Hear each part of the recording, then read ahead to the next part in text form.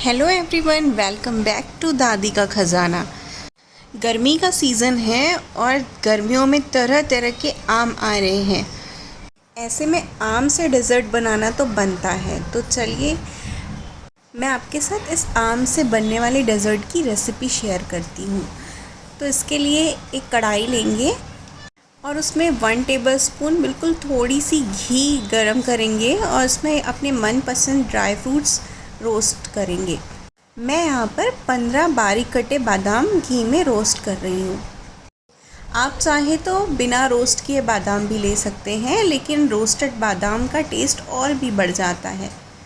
तो बादाम हल्के गोल्डन ब्राउन हो गए हैं और इसे बस इसी स्टेज तक ही रोस्ट करेंगे और इसे मैं एक बर्तन में निकालूंगी।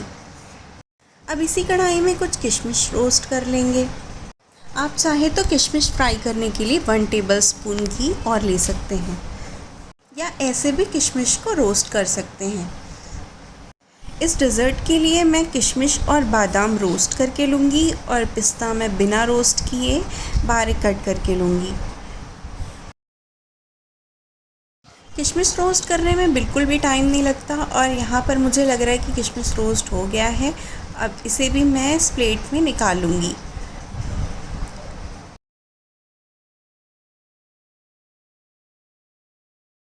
अब इसी पैन में मैंने 3 to 4 टेबलस्पून देसी घी लिया है। घी की क्वांटिटी भी आप कम या ज़्यादा रख सकते हैं, लेकिन इस डेज़र्ट को आप देसी घी में ही बनाएं क्योंकि टेस्ट इसका देसी घी में ही आपको मिलेगा। घी गर्म हो रहा है, तब तक अगर आपने मेरी वीडियो को लाइक नहीं किया है तो लाइक कर दीजिए और चैनल को सब्सक्राइब कर दीजिए और वीडियो को ज़्यादा से ज़्यादा लोगों तक शेयर भी करिए। देखिए घी गर्म हो गया है। अब इस घी में 1 कटोरी सेवई डालकर इसे गोल्डन ब्राउन होने तक रोस्ट करेंगे। ये जो मैंने सेवई ली है ये मोटी सेवई है और इस डेज़र्ट को आप मोटी सेवई में ही बनाएं। सेवई रोस्ट करने के लिए गैस का फ्लेम लो रखेंगे क्योंकि सेवई बहुत जल्दी जल जाती है और अंदर से सिकती नहीं है।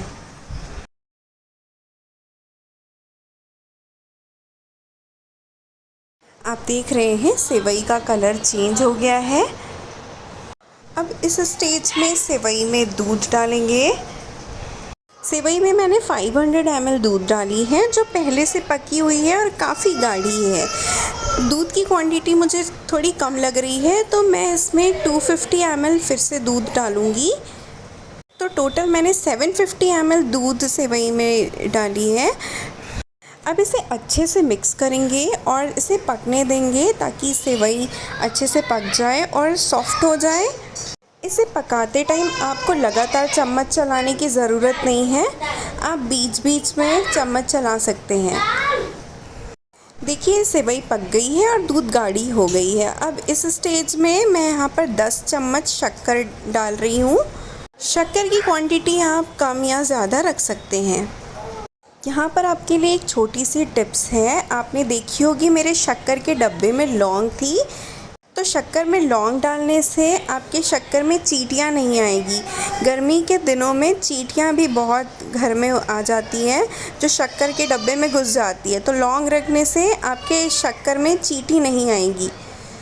देखिए सेवई अच्छे से पक गई है और दूध भी गाढ़ी हो गई है और मैंने गैस की फ्लेम ऑफ़ कर दी है। अब इस सेवई को हम ठंडा कर लेंगे। सेवई ठंडी करने के बाद मैं इसमें 2 आम की प्यूरी डाल रही हूँ। अब मैंगो प्यूरी और सेवई को अच्छी तरह से मिला लेंगे।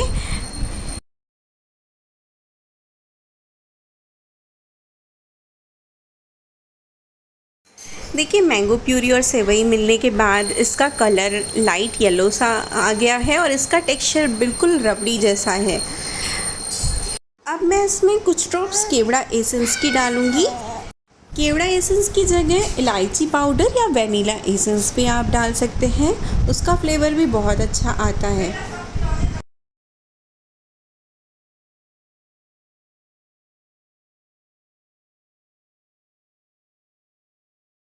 केवड़ा एसेंस डालकर मैंने अच्छे से मिला लिया है। अब मैं इसे एक बर्तन में ट्रांसफ़र करके फ्रिज में ठंडा होने के लिए रख दूँगी।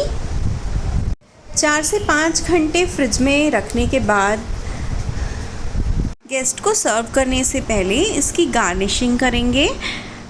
अगर आपके पास टाइम कम है तो आप फ्रीज़र में इसे 1-2 घंटे रख कर भी ठंडा कर लीजिए। फ्रीज़र में रखने से ये जल्दी ठंडे हो जाएंगे। गार्निशिंग के लिए सबसे पहले मैंगो सेवई को एक बाउल में लेंगे। आप यहाँ पर चाहे तो ग्लास का भी यूज़ कर सकते हैं। एक आम के बहुत छोटे छोटे पीसेस कर लेंगे और उसे भी फ्रिज में ठंडा कर लेंगे और मैंगो सेवई के ऊपर इस आम के टुकड़ों को डालेंगे।